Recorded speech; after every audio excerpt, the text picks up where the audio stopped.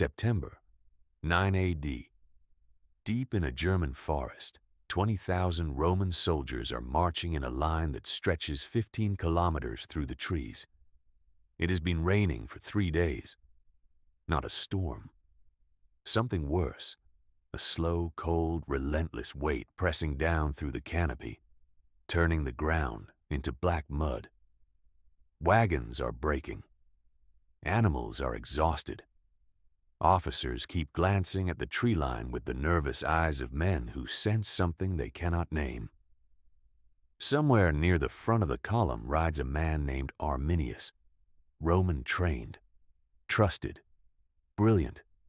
Rome is about to disappear in this forest. To understand how this happened, you have to understand Rome in 9 AD. The empire is at its peak. It has absorbed Gaul, Spain, Egypt. Now it looks east across the Rhine at the Germanic tribes, wild, unconquered, and sees not a threat, but a frontier waiting to be managed. The man sent to manage it is Publius Quinctilius Varus, a capable administrator, a man far more comfortable writing tax law than commanding soldiers in the field. He has governed Syria successfully. He knows how to bring Roman order to restless provinces. What he does not know, what he refuses to believe, is that Germania is not Syria. Varus sees barbarians. He does not see soldiers. And into his inner circle he has welcomed Arminius, a young chieftain of the Cherusci tribe. Arminius speaks perfect Latin. He holds Roman citizenship. He has served in Rome's auxiliary forces and earned the rank of equestrian officer. He has spent years inside Rome's military machine, studying it from within. Its tactics, its formations, its arrogance. And in secret, he has been doing something else. He has been uniting the tribes. September. Campaigning season is ending. Varus decides to march his 3 legions back to winter quarters. The route passes through the Teutoburg forest. It is unfamiliar terrain, but Arminius has suggested it. A shortcut, he says. Varus trusts him. The moment the column enters the forest, it begins to suffer. The trees close in. The path forces 20,000 men into a single stretched line.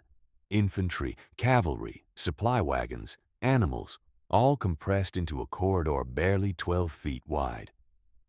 Roman legions are built to fight in open formation, disciplined blocks of men that can maneuver and encircle. In this forest, none of that is possible. They are a thread, and threads can be cut. Then Arminius excuses himself. He tells Varus he is riding ahead to coordinate allied units. Varus nods. Arminius disappears into the trees, and the forest goes silent in a way that has no name. It begins with arrows. From everywhere, from behind every tree, every shadow, every ridge along the path.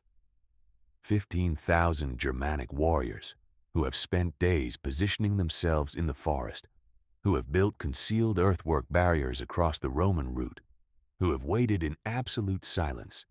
They are already there. Officers try to form battle lines. There is no room. Men push against each other, trying to raise shields, trying to see the enemy through the rain and the undergrowth. The Germanic warriors, fast, lightly armed, knowing every fold of this terrain, strike and vanish back into the forest before Roman steel can reach them. Cavalry are useless in the narrow corridors. Wagons block retreat. The earthwork barriers block advance. Rome does not fight in forests. Rome has no answer for forests. By nightfall, thousands are dead. The second day is worse. The Romans abandon wagons, burn what they cannot carry, and press toward open ground. They are still trying to function as an army, still maintaining discipline, still marching. But the attacks come in waves from all directions, coordinated with a precision that unmistakably bears the stamp of Roman training turned against Rome itself. By the third day, the column is no longer a column. It is a mass of exhausted, hungry, soaked men staggering through terrain that has become an instrument of their destruction. Varus sees it now. Not the tactics, the truth. There is no escape, no counterattack, no rescue. He has led 3 legions into an enclosed space against an enemy that controls every inch of it, guided there by the man he trusted most. Publius Quinctilius Varus falls on his own sword. His officers follow. What comes after is not battle. It is erasure. Somewhere between 15 and 20,000 Roman soldiers are destroyed. The eagle standards of 3 legions, sacred objects, the physical identity of Rome's military power, are captured. To lose 1 eagle was catastrophe. Rome lost 3. The news reached Augustus slowly, then all at once. The emperor, who had built a regime on the myth of Roman invincibility, could not be consoled. He walked his palace at night, calling out the names of his lost legions. The numbers 17, 18, and 19 were retired forever. No Roman legion would ever carry those designations again. The Rhine became the permanent border. The grand ambition of an empire stretching to the Elbe died in that forest in 3 days. Historians still debate what Europe might have looked like if Rome had succeeded. What languages we might speak. What borders might exist. The consequences of one man's trust and another man's patience echo across 2,000 years. Archaeologists have found the site in northern Germany. Roman sandal nails, bent javelin heads, the bones of men who had survived wars across the known world and died in a German forest because their general confused dominance with understanding. Arminius did not conquer Rome. He did not need to.